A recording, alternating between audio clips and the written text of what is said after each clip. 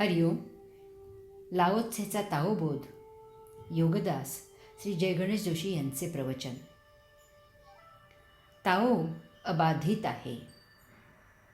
Laozi म्हणतो की जो मार्ग आक्रमीला जातो तो मार्ग अबाधित असू शकत नाही. असा मार्ग विकारी असतो. असा मार्ग अनेकांकडून वापरला जातो. तो भ्रष्ट आणि बाधित होतो. तो शुद्ध पवित्र राहत नाही. तो ताओ नसतो. प्रत्येकाचे संचित भिन्न असते. हे संचित संपवण्यासाठी नियती प्रत्येकाला काही एक जीवन मार्ग आखून देत असते. त्याला त्या मार्गावर एक विशिष्ट परिस्थिती निर्माण करून देत असते. त्याचे संचित जसजसे संपत जाते त्याप्रमाणे त्याच्या परिस्थितीत नियती आपोआप बदल घडवून आणत असते. त्याप्रमाणे त्या मार्गावर त्या व्यक्तीने प्रवास करावा अशी नियतीची अपेक्षा असते. त्या मार्गावरून प्रवास केला की त्या व्यक्तीचे संचित संपूर्णपणे लय होते. तो भोगमुक्त होतो. अशा अवस्थेत जर त्याने योगाचरण करून उर्वरित जीवन पार केले तर तो मनुष्य सहजच मुक्त होतो.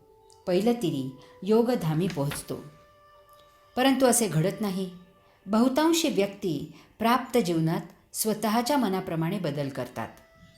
ते भौतिक वस्तू जगताच्या मोहमय उपभोगात आकर्षित होतात. अत्यंत अल्प काळातच मन आणि देहादी इंद्रिये भौतिक वस्तू जगताच्या उपभोगांना चटावतात. यात नियतीचा केव्हाच विसर होतो.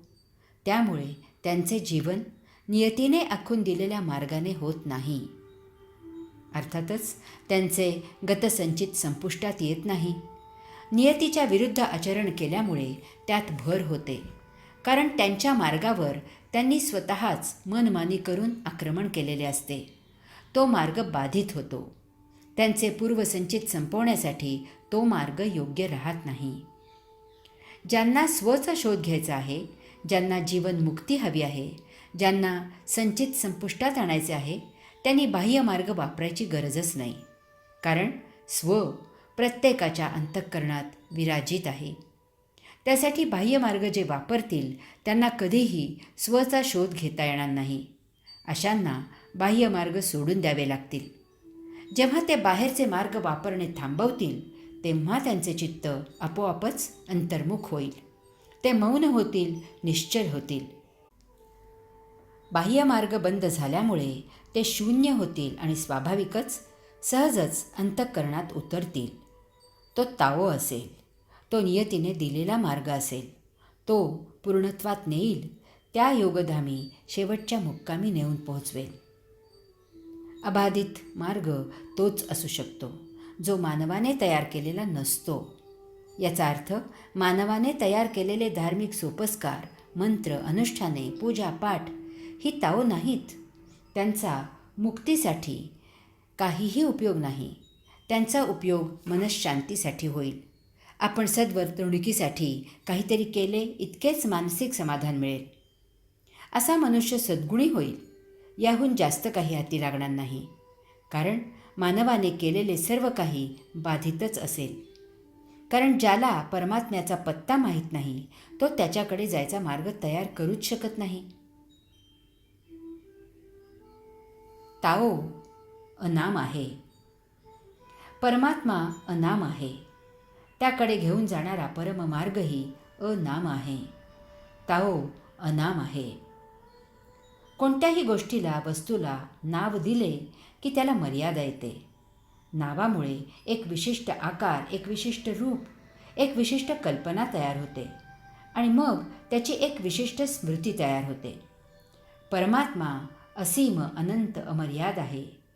नाव देऊन आपण त्याला सीमित करू शकत नाही. अशा प्रकारे सीमित करून केलेली उपासना परमात्म्याची उपासना असू शकत नाही.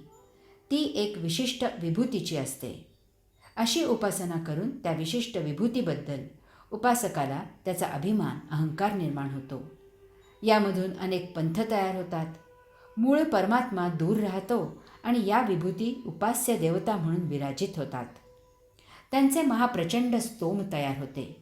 असे पंथ स्वतःचे एक स्वतंत्र संस्थान चालवतात. यामधून समाजात दुही पसरते. सामाजिक सद्भाव संपुष्टात येतो. हे पंथ हळूहळू मोठे होतात आणि ते धार्मिक साज चढवतात. त्यांचे स्वतःचे नीतिनियम, चालीरीती, रूढी परंपरा तयार होतात. त्यांचे पालन म्हणजे धार्मिक विधी केला अशी भावना होते. हे विधी करणं म्हणजे उपासना अशीही गैरसमजूत होते.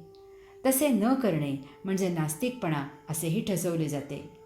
अशांना देवाचा कोप होतो म्हणून आदरयुक्त भीतीही दाखवली जाते. यात प्रचारासाठी विधी करवून घेणारे पुढाकार घेतात. कोणत्याही वैयक्तिक, कौटुंबिक, सामाजिक समस्येवर हमखास इलाज म्हणून त्यांच्याकडे अर्थातच पैसे घेऊन मंत्र, पूजा, पाठ तयार असतो. तो केला की सारे कसे आलबेल होईल असाही प्रचार केला जातो. ज्यांना पाप केल्याची मनामधून भीती असते ते तर असे मंत्र, पूजा, पाठ करवून घेण्यात सर्वात पुढे असतात.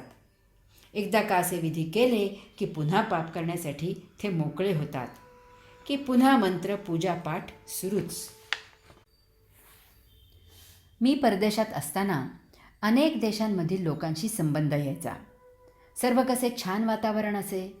कामाच्या गप्पा झाल्यावर तू कोणत्या देशाचा, मी कोणत्या देशाचा अशी चौकशी व्हायची. त्यात एखादा पाकिस्तानी निघाला की तो माझ्याकडे लगेच क्रुद्ध आणि तिरकस नजरेने पाहायचा. क्षणार्धात वातावरण बदलून जायचे. ही धार्मिक तेढ जगाला न परवडणारी आहे. विध्वंस करणारी आणि नाशाला कारणीभूत ठरणारी आहे. व्यवहाराला सोपे जावे म्हणून नामकरण केले जाते. ते भौतिक व्यवहारासाठी कितीही ठीक असले तरी ते परमात्म्यासाठी उपयोगी नाही. दिलेले नाव अल्पकाळ टिकते. अनेक गोष्टी आणि वस्तू कालांतराने नामशेष होतात. परमात्मा आदी अनादी अनंत आहे. तो सदा असणारा आहे. त्याला अनाम म्हणूनच ओळखावा आणि त्याप्रमाणेच त्याची उपासना करावी. विशिष्ट नाव देऊन उपासना केली तर ती विशिष्ट देवदेवता प्राप्त होईल. परमात्मा दूर राहील. आपण मुक्तीला वंचित राहू. हरि ओम.